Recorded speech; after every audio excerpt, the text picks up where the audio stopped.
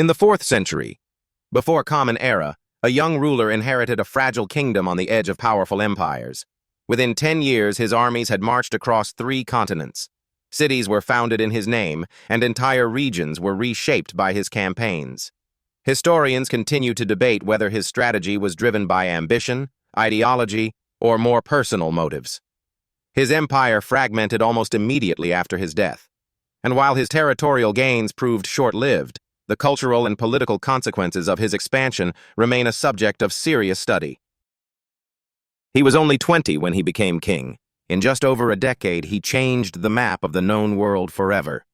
Alexander of Macedon did not just win battles, he shaped history. From Greece to Egypt, from Persia to the edge of India, his legacy still echoes today. But who was the real man behind the legend? Was he a visionary leader or a ruthless conqueror? What drove him to pursue a dream that seemed impossible? In this video, we will explore the life, ambition, and mystery of Alexander the Great. Alexander was born in 356, before Common Era, in the ancient city of Pella, the capital of Macedon. His father, King Philip II, was a skilled ruler and military reformer. His mother, Olympias, came from a royal line and believed her son had a divine purpose. From a young age, Alexander showed intelligence, confidence, and a hunger for greatness. He was raised in a court filled with warriors, philosophers, and ambition. At age 13, he began studying under the philosopher Aristotle. This education exposed him to science, ethics, politics, and literature. But he also trained daily in warfare, writing, and leadership. When his father was assassinated, Alexander became king at 20. He quickly crushed rebellions and secured his control over Greece. Then he turned his attention to the vast Persian Empire. With a small but elite army, he began a campaign that would take him thousands of kilometers from home. His rise had begun, and nothing would stop him. Behind every great leader, there is a moment of learning that changes everything. For Alexander, that moment came through his teacher, Aristotle. Aristotle taught him not just facts, but how to think. He introduced Alexander to logic, biology, and the works of Homer. These stories of ancient heroes became his inspiration. But education alone did not make Alexander great. He believed he had a destiny to fulfill, something beyond ordinary ambition. His mother often told him he was the son of a god. Whether true or not, he believed it and acted like it. Aristotle was chosen by King Philip to guide Alexander's mind. Their lessons included mathematics, astronomy, and the ethics of leadership. More than facts, Aristotle gave Alexander a worldview rooted in reason and inquiry. The young prince became curious about everything: animals, plants, people, and power. Homer's Iliad became his favorite book, and he kept a copy with him at all times. He saw in Achilles a mirror of his own ambition. But Aristotle also warned about pride, anger, and losing control. These teachings shaped Alexander's early thinking, even as he moved toward war. As a boy, he dreamed of glory. As a man, he would chase it across deserts and mountains. The belief that he was chosen for greatness burned inside him. It was more than a goal, it was a calling, and that belief drove him further than anyone before him. By the time Alexander reached Gaugamela, he had already beaten Darius once. But this battle would decide the fate of Persia. The Persians outnumbered him by far. They had war chariots, elephants, and a massive army. Yet Alexander believed in his strategy and in something more: his destiny. He offered sacrifices to the gods before battle, seeking signs and favor. When the moment came, he used speed and surprise to change the battlefield. His tactics shocked Darius and broke the Persian lines. After Gaugamela, the Persian Empire collapsed, and Alexander's legend became unstoppable. The battle took place in 331 before Common Era. Darius III had prepared a wide battlefield to use his numbers and chariots. But Alexander's army was smaller, faster, and better trained. He arranged his troops in a flexible formation that could shift quickly. When Darius attacked the center, Alexander moved to the right. His cavalry punched through a weak point in the Persian line. At the same time, his phalanx held firm.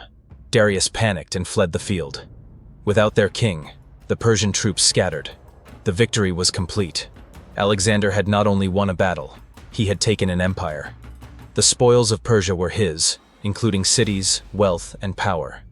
But Gaugamela also showed that he could beat overwhelming odds. It turned him from a general into a legend. After conquering Persia, Alexander marched into Egypt. He was welcomed as a liberator from Persian rule. In return, he honored Egyptian gods and traditions. He founded Alexandria, a city that would become a symbol of Greek and Egyptian unity. But then he did something strange. He crossed the desert to visit the Oracle of Siwa. Few knew why he went, and fewer still knew what was said. Some say the oracle called him the son of a god. From that moment on, Alexander began to act not just like a king, but like a divine figure. That journey changed how he saw the world and himself. In 332, before Common Era, Alexander arrived in Egypt. The people crowned him pharaoh without resistance. He visited temples and offered gifts to the gods. He founded a city named after himself, Alexandria, on the Nile Delta. But his greatest mystery lies in his trip to Siwa Oasis. He crossed the harsh desert to reach the sacred temple. The oracle there spoke only to chosen visitors. Ancient accounts say the oracle greeted him as son of Zeus Ammon. Alexander never fully revealed what was said, but after this visit, his behavior changed. He began using divine titles in official messages. His coins showed him with the horns of Ammon. He believed more than ever that he was born for greatness. Egypt had not just accepted him, they had transformed him. After Egypt and Persia, Alexander pushed east, farther than any Greek before him. He crossed into regions unknown to his army, where new kingdoms awaited. In India, he met powerful rulers, including the Nanda Empire. The land was rich, vast, and filled with unfamiliar customs.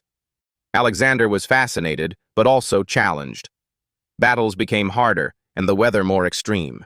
His army, tired and far from home, began to question the mission.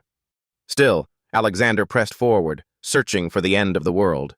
But even he would soon discover that ambition has its limits. In 326, before Common Era, Alexander crossed the Hindu Kush Mountains and entered the Indian subcontinent.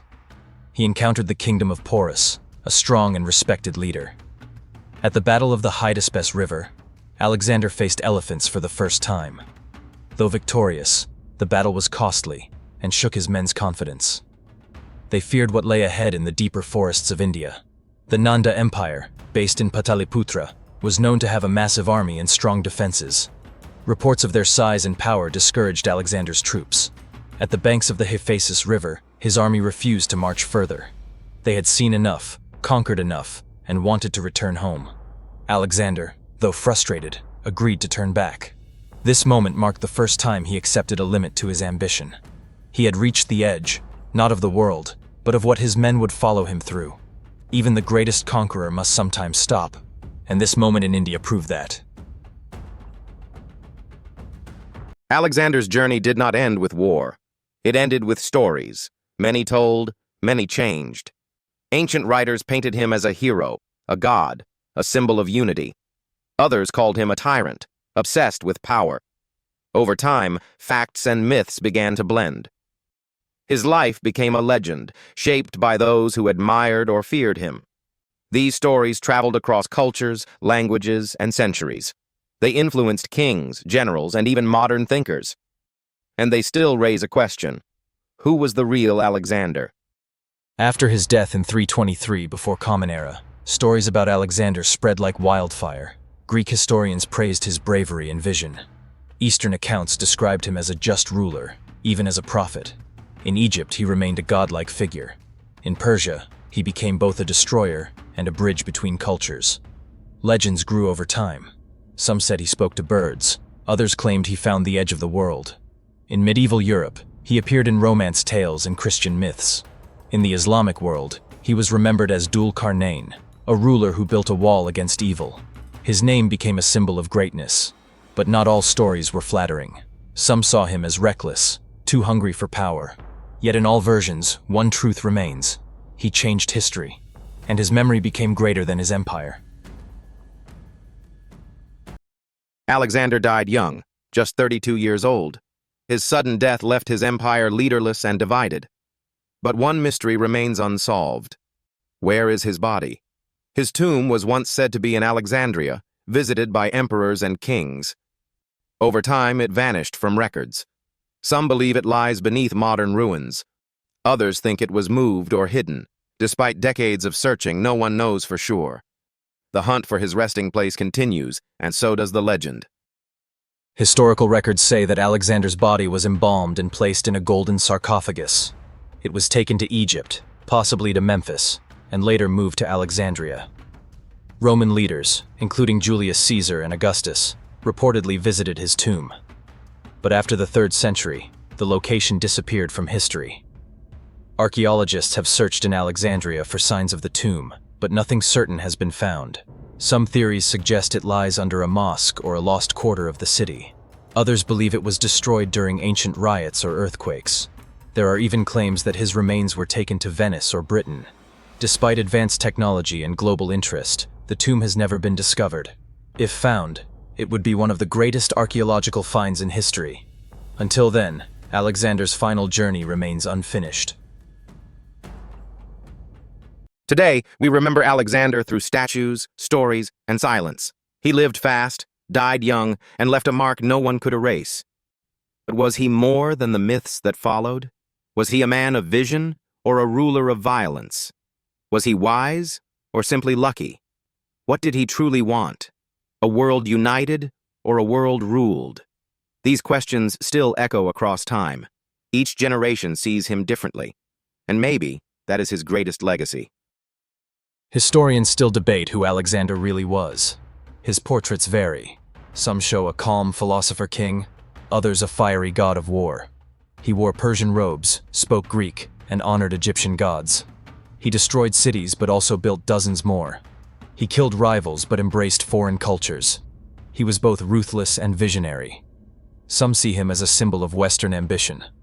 Others view him as a bridge between East and West. His empire did not last, but his image did. Over 2,000 years later, books, films, and art still tell his story. He became more than a man. He became a monument. Not of stone, but of memory. And that memory still shapes how we see history today. Alexander's story is one of ambition, courage, and complexity. He changed the world through force, vision, and belief in his destiny. His empire crumbled after his death, but his legend never did. We still ask who he was and what he truly wanted. Maybe we will never know the full truth. But one thing is clear: he walked into history and never left. Thank you for watching this journey through time.